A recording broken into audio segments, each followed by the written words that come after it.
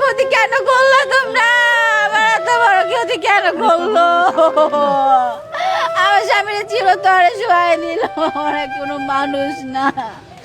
আমার স্বামীর লুলা লাগনা করে দিত, তারপর আমরা এত বড় কষ্ট পাইতাম না।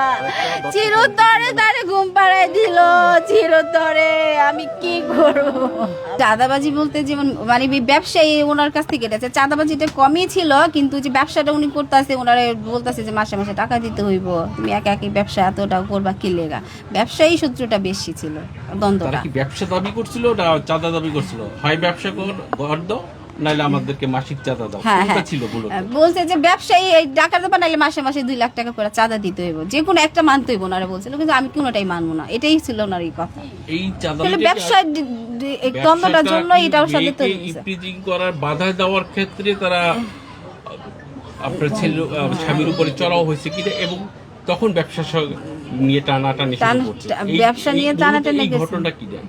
মূলত ঘটনাটা ব্যবসায়ী আগে ছিল, কিন্তু যখন আমার মেয়ের এইসব কথাবার্তা বলছে, ওটা হলো জাস্ট ওটা একটা ফর্মালিটি দেখাইছে যে মেয়ের কিছু করার জন্য মারামারি করছে। আসলে ওনার আগে থেকে ওনারা বিক্ষোভ হয়ে রয়েছে, মানে ওনার প্রতি। স্বামীর সাথে তো এরা রাজনৈতিকভাবে এবং ভাঙারি ব্যবসায় একে অপরের সাথে বন্ধুত্ব সম্পর্ক। হ্যাঁ হ্যাঁ, ভালো। ব্যবসায়িক দ্বন্দ্ব নিয়ে শুরু হয় কবে?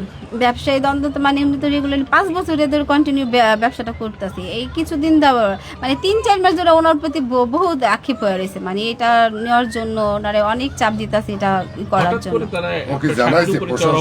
না, উনি করে কিছু জানাই নেই, উনি কিছু আগে কোনো চিঠি করে না, উনি শুধু ওনাদের সাথে মিটমাট করতে চাইছে, মানে একসাথে বৈশা। উনি কোনো কাগজ কলমে কোথাও জিটিও করে না, এই কিছু করে না, ওনাদের সাথে বসে করতে চাইছে। এই যে মাহিনের বাসায় নাকি এই যে ঈশা আপনার হাজবেন্ডের আশাও যাওয়া ছিল, বা ভাতও খাইতো, হ্যাঁ হ্যাঁ, ভালোই সম্পর্কে ছিল, কিন্তু ওনারা এখন ওনার প্রতি এতটা বিক্ষোভ হয়ে গেছে যে ওনাদের সাথে মানে আমার হাজবেন্ডের ব্যবসাটা এখন করতে দেবো না, ওনারাও থেকে চাঁদা চায়, টাকা চায়। ঠিক আছে, আগে ভালো সম্পর্ক ছিল, এখন বন্ধুর মতন খাওয়া দাওয়া করতে যাইতো, যেহেতু আমার স্বামী একটু ভালো প্রতিষ্ঠানে যাইতেছে, তখন ওনাদের চোখ পড়ে গেছে, এর জন্য ওনারা হচ্ছে যে আমার একটু। আরেকটা বিষয় আমাদের কাছে তথ্য এসেছে যে পলাশ নামের এক জনের অধীনে আপনার হাজবেন্ড একসময় চাকরি করতে, হ্যাঁ, তারপর থেকে তিনি গেল 4 বছর আগে আর কি আলাদা হয়েছেন এবং নিজের ব্যবসা শুরু করেছেন। হ্যাঁ হ্যাঁ, এই বিষয়ে আমাদের একটু বলেন। এই বিষয়ে উনি অনেক ভালো ছিল, উনি মানে ওনার কাছে আমার হাজবেন্ডটাকে চাকরি করতো, এক এক জায়গায় যে ওনার বানিয়ে, তখন থেকে শিখার পরে উনি বলছে যে তুমি ভাই যে একটা ব্যবসা নিতে, উনি বলছে যে ভাই আমি নিজে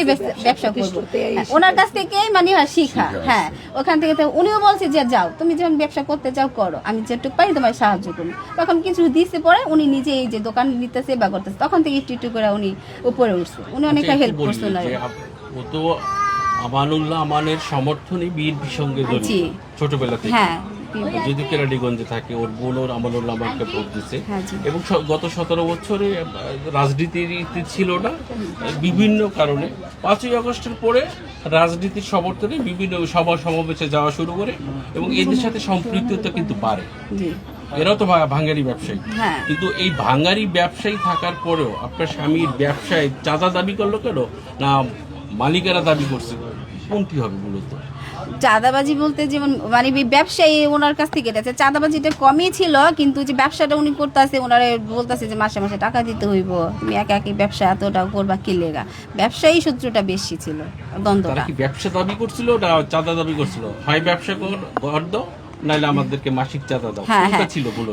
বলছে যে ব্যবসায়ী টাকা দেবা, নাইলে মাসে মাসে 2 লাখ টাকা করে চাঁদা দিতে হইব, যে কোনো একটা মানতে হইব ওনারা বলছিল, কিন্তু আমি কোনোটাই মানবো না, এটাই ছিল ওনার এই কথা। এই চাঁদা